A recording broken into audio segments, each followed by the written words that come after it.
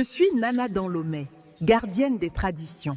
Chaque histoire que je conte porte la sagesse de nos anciens. Nous reprenons notre marche sur la route de l'esclave.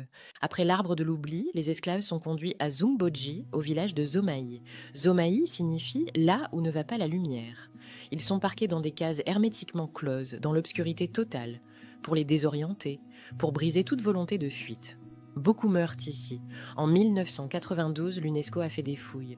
Des ossements, des chaînes, des instruments de torture ont été découverts.